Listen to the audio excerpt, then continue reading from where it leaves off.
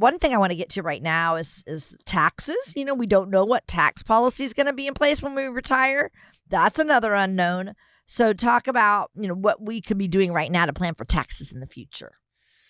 Well, we don't know where they're headed exactly, but we know in 2026 that because of the Trump tax cut was set up in a way that it will expire in 2026. So we are most likely headed towards higher taxes.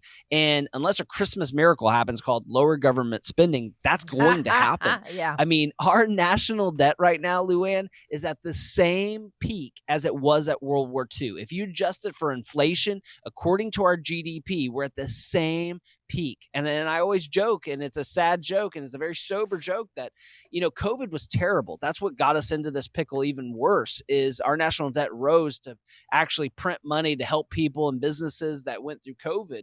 But the Nazis were way worse than COVID, and they killed a lot more people than that. So we have to understand that this bill will only continue to put pressure on our national budget.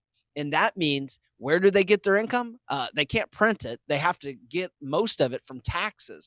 And that's what they're going to do, is they're going to raise taxes on those individuals that haven't planned accordingly. Not on my family. Why? Because I have most of my money in tax-free investments, things like Roth IRAs and Roth 401ks, because I don't trust the government not increasing taxes and not creating new taxes for me and my family. And so I encourage you to do the same thing. Most people just complain about taxes, but you can sit down with someone like our team that not only understands tax planning, we bring in a CPA who is in our office to make sure that you're getting up-to-date tax law and you're taking advantage of the tax strategies and the availability of the tax code for your retirement.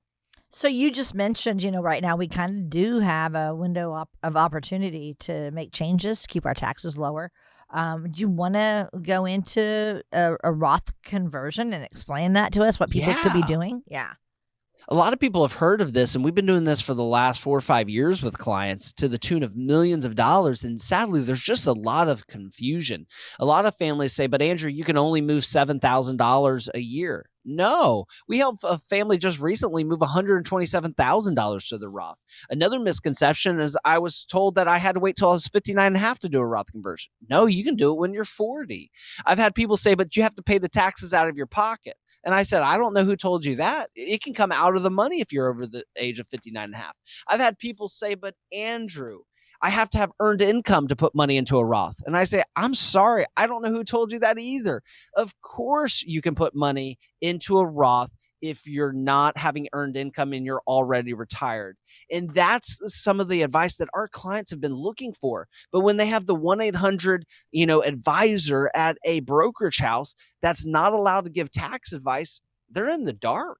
And it's not you that loses. It's not the CPA that loses, it's you that loses. When we don't know about tax codes, when we don't know about tax strategies, we lose as the taxpayer, not the CPA, not the financial advisor.